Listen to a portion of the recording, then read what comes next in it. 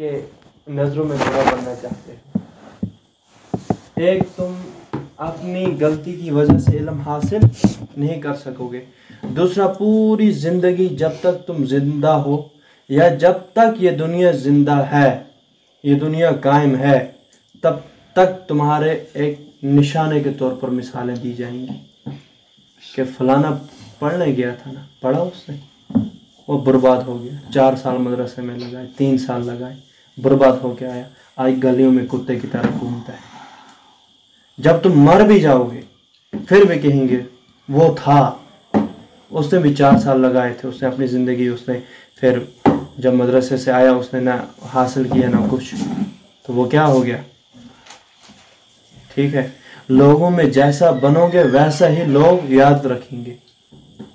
انسان بننا کوئی بڑی بات، انسان تو ہر کچھ ہے، لیکن انسان کے اندر انسانیت آنی یہ بڑی بات ہے. ٹھیک ہے، اپنا کچھ دکھاؤ،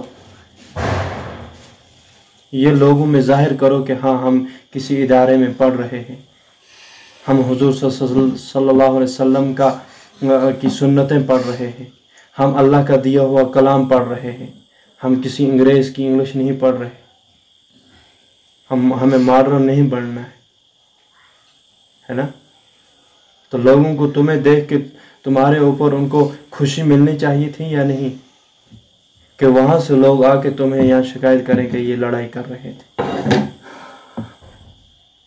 ہاں، تم یہاں لڑائی کرو گے، تم یہاں الٹے طریقے سے رہو گے، اچھے طریقے سے نہیں رہو گے. تم بتاؤ تمہیں کون عزت دے گا؟ تمہاری عزت کون کرے گا؟ ہر کوئی تمہیں ڈانٹے گا، ہر کوئی تمہیں کہے گا یہ شیطان چھ، یہ بدبخت چھ، یہ ذلیل چھ. ٹھیک ہے، اگر گھر میں ہوتے تو پھر وہ ایسا کوئی نہیں تمہیں کہتا. یہاں آ کے کیوں کہا؟ کیونکہ لوگوں کو تمہارے اوپر نظر ہے. وہ تمہیں، لوگ مولویوں کو فرشتہ سمجھتے ہیں. کیا سمجھتے ہیں؟ کیا سمجھتے ہیں؟ فرشتہ سمجھتے ہیں. وہ ان کے خیال میں ہوتا ہے یار یہ مولوی لوگ ہیں، ان سے کبھی غلطی نہیں ہوگی.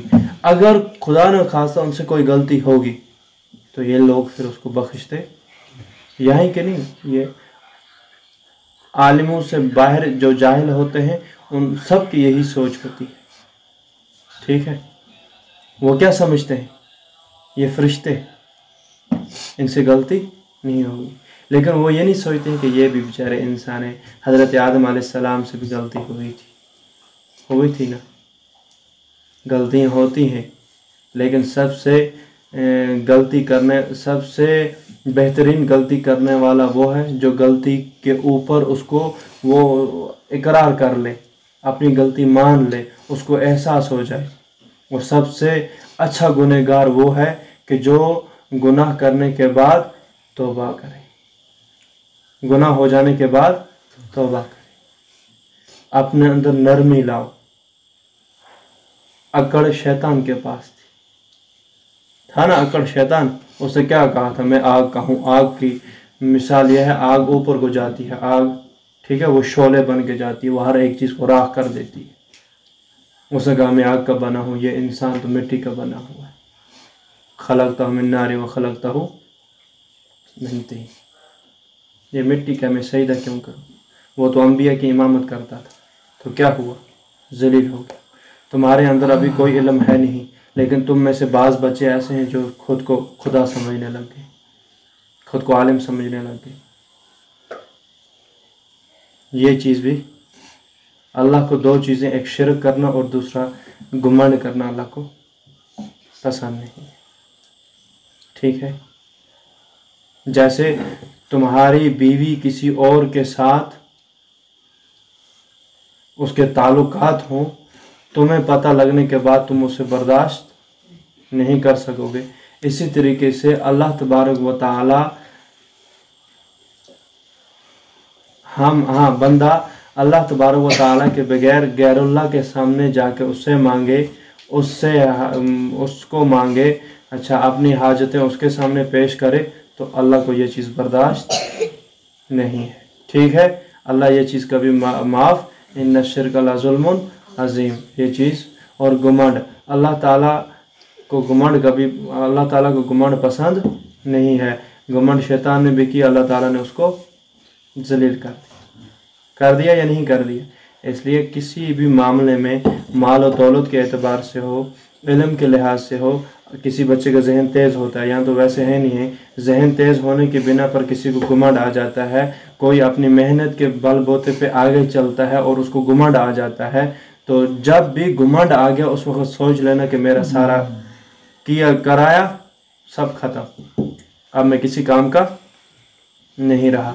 इसलिए अपने अंदर नरमी लाओ और अपने औकात की पाबंदी करो। ये ना सोचो कि उस्ताद हमारे पीछे लगा रहेगा। मैं आज तुम्हें लास्ट वार्निंग आज दे रहा हूँ, लास्ट बार समझा रहा हूँ कि आइंदा में कभी ऐसी बातें ना कहूँगा ना कुछ, याद रखना। तुम्हें असर के बाद वहाँ से छुट्टी होती है, मुझे मगरिब अजान से पहले कोई भी लड़का बाहर मुझे नहीं मिलना चाहिए। असर की छुट्टी पे कोई भी लड़का ऊपर नहीं जाना चाहिए। हर एक लड़के की वर्दी लगी हो और असर की नमाज़ पढ़े, ठीक है। असर की नमाज के बाद यहाँ आए, चाय पिए और वर्दी चेंज करे, अपने काम को चला जाए, खेलने जाना है चला जाए, ठीक है, समझ आ रही है। और दूसरा, खाने के लिए ये हाँ, सुबह जब 6:30 या 6:15 या 6:45 तुम्हें छुट्टी हो जाती है, उस औकात में सिर्फ जिन लड़कों को ऊपर कमरे के अंदर सफाई होती है, 4 लड़के वो और 1 गली साफ करने वाला, 5 लड़कों के अलावा और कोई लड़का ऊपर नहीं मुझे मिलना चाहिए, ये याद रखना। और यहाँ से पूरे ग्राउंड में मदरसे के इर्द गिर्द से कोई भी कागज़ मिलना नहीं चाहिए, एक बात ये। दूसरी ये, जब तुम्हें खाने के लिए बिठा दिया गया, शोर कुछ भी आना, ये नहीं कहना कि ये वल्लाह करके कहता हूँ मैं उल्टी तरीके से फिर पेश आ जाऊँगा। मैं अपना बिहेवियर जो मैं आज इस्तेमाल कर रहा हूँ, तुमसे प्यार से पेश आता हूँ, फिर मैं इस अपने बिहेवियर को चेंज कर दूँगा और तुम्हें फिर खाते उठते बैठते मेरी ऐसी कड़ी नज़र रहेगी कि तुम्हें जीना भूल जाओगे। समझ आ रही है? हाँ, मौलवी साहब हैं, जिस काम के बारे में कह दिया कि बेटे तुम्हें इस तरीके से करना है और बेटे उस तरीके से करने चाहिए। समझ आ रही है? जब तक तुम अपने उस्तादों को कहना नहीं मानोगे तब तक तुम किसी का भी नहीं मानोगे। जब तुम उस्तादों के आगे सर झुका के बात करोगे, नज़रें झुका के बात करोगे, ठीक है, तो ऐसे ही जब तुम बाहर निकलोगे, लोग जिस तहजीब से तुम अपने उस्तादों से बात करोगे वैसे ही बाहर जब तुम निकलोगे लोग तुम्हारे साथ करेंगे, ठीक है। मैंने कल बात समझाई थी ना कि एक उठा, उसने अपने बाप बहुत बूढ़ा बीमार था, तंग करता था, तो वो उठा तो पहाड़ से जाके फेंक दिया, बेटे ने बाप को पहाड़ से फेंक दिया। और जब ये बेटा जवान हुआ, इसको भी बेटा हुआ, और जब ये बेटा बूढ़ा हो गया तो इसके बेटे, अब ये भी, इसको भी वही बीमारी लगी। अब इसका बेटा इसको कहता है क्या करूं यार, मैं इसको क्या करूं, परेशान हो गया हूं। तो अब उसने सोचा इसको मैं कहीं फेंक के आ जाऊं, ये खुद मर जाएगा। तो बाप ने कहा नहीं बेटे, मुझे उस पहाड़ से फेंको। कहाँ से? उस पहाड़ से। कहा क्यों? कहा मैंने भी अपने बाप को वहीं से फेंका हुआ है, ठीक है। तो इसने उसी वक्त तौबा की और बाप की खिदमत करने लगे। ऐसे कहा कि आज मैं आपको फेंकूंगा, कल मेरा बेटा फिर मुझे फेंकेगा। इसलिए कि अगर आज आप उस्तादों की इज्जत करोगे, कल बाहर वाले तुम्हारी इज्जत करेंगे, तुम्हारा कहना मानेंगे, तुम्हारे सामने सर झुका के बात करेंगे। अगर आज तुम उस्तादों को आंखें दिखाओगे, उनकी बेइज्जती करोगे, उनका कहना नहीं मानोगे, कल तुम कितना भी लोगों को अच्छा आलिम साबित करके दो, लेकिन फिर भी लोग तुम्हारी इज्जत नहीं करेंगे। कल तुम भी उस्ताद बनोगे, कल शागिर्द तुम्हारे भी मानेंगे नहीं। कल तुम्हें भी जैसे दुख हो आज हमें उस्तादों को होता है, वैसे कल तुम्हें भी होगा। उस वक्त तुम कहोगे कि या अल्लाह हमें माफ़ कर दे, लेकिन माफ़ी का कोई ऐसा, क्योंकि दुनिया का बदला जो होता है वो दुनिया के अंदर ही मिल जाता है। समझ आ रही है? तो वालेकुम सलाम। इसलिए अपने औकात, उस्ताद क्लास के अंदर हो, 2 मिनट लेट आए, 5 मिनट के लिए उस्ताद बाहर निकले, लेकिन क्लास के अंदर कोई ऐसी मोमेंट ना होनी चाहिए कि बाद में आके तुम्हें मार पड़े, तुम्हें डांट पड़े, तुम्हें बेइज्जती पड़े बुरी तरीके से, ٹھیک ہے. جب تم غلط کرتے ہو نا، جب تم غلط کرتے ہو، سب سے پہلے استاد کو دل ٹوٹتا ہے، اور جب استاد کا دل ٹوٹتا ہے وہ تمہیں تمہاری اصلاح کے لیے تو تمہیں تھوڑا مارے گا، ڈانٹے گا، اور پھر تمہارا دل ٹوٹے گا اور تم اٹھو گے، بھاگ جاؤ گے. نقصان کس کا ہوا؟ کس کا ہوا؟ آپ ہی کا نقصان ہو رہا ہے یا نہیں؟ لیکن کسی کا کچھ ضائع نہیں. اپنے اوقات کو پابندی سے پورا کرو. سونے کے ٹائم میں سو جاؤ، کھانے کے ٹائم پہ کھاؤ، پڑھنے کے ٹائم پہ پڑھو. ٹھیک ہے نا؟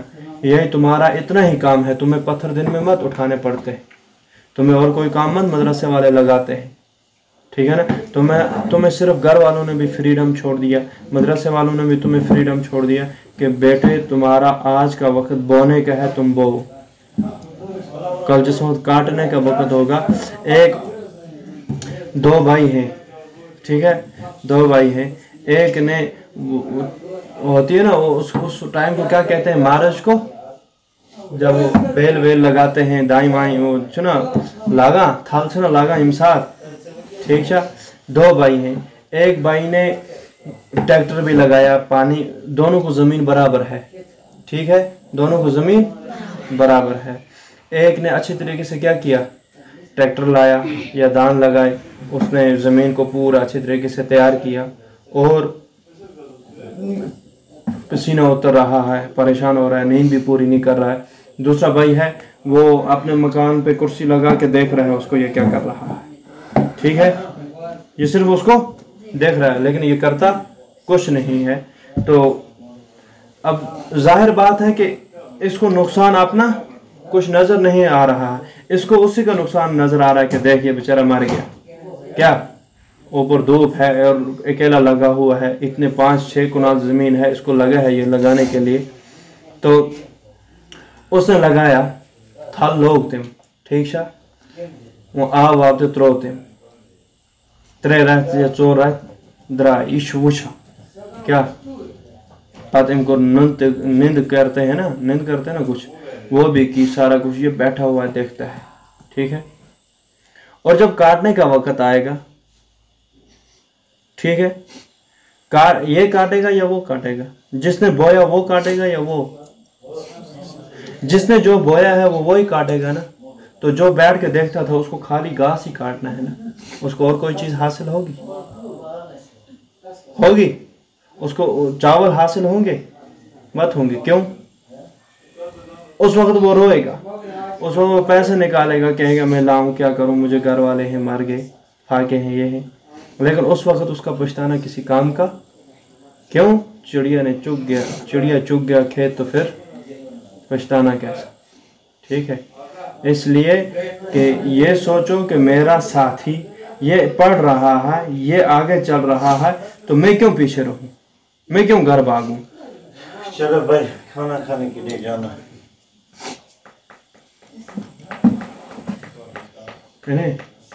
نہیں آپ ہاں کیا کرنا ہے؟ کیا کرنا ہے؟ کیا کرو گے؟ ابھی مولوی صاحب بھی آپ کو سمجھائیں گے. ٹھیک ہے.